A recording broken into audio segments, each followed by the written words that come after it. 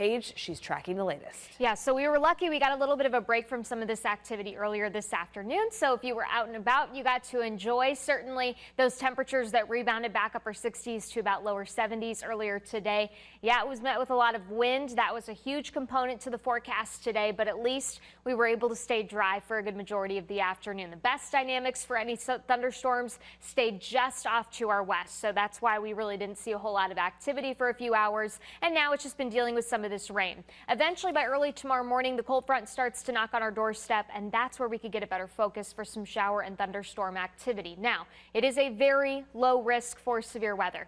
Kind of like this morning. We really only had a couple storms that reached that severe threshold, but it was certainly a loud morning too with some of those storms that were rolling through. So keep that in mind. It's probably going to be a very similar story headed into tomorrow. You can see that level 1 risk highlighted for generally the I-71 corridor and points off towards the east. And much like today, it's that damaging wind threat that still remains our main concern. And after several rounds of rain likely tonight, we'll watch for some pockets of some low-lying flooding possible. The hail threat increases a little bit by tomorrow just because you're tapping into some of that cooler air. Tornado risk, though, very low as we go through the first half of your Sunday.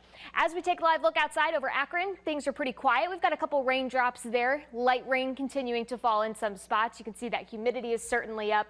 Winds right now, though, out of the southeast about 7 miles per hour. We've gotten a little bit of a break from some of those gustier conditions. And a lot of this has to do with the fact that our cold front is still well off to our west. So we're in a little bit of a lull right now, but don't expect that to continue as we wake up early tomorrow morning. Those gusts are going to continue to increase by early tomorrow. Right now, though, temperatures are sitting mid to upper 50s to about low to mid 60s. Got some mid 60s where things are a little bit drier down to the south and off towards the east. Overall, though, this is going to be a soggy night for us just because of all the moisture we're streaming in essentially from the south. Cold front still sits well off to our west, so we have several hours before we have to deal with that. And then certainly we've been keeping an eye on some of the severe weather that's really been down to the south.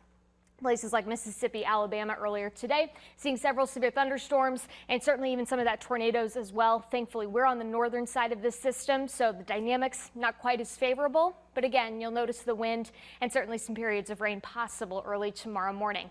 The other thing you'll notice next 24 hours, we are warmer in the short-term forecast versus as we go through the second half of your Sunday.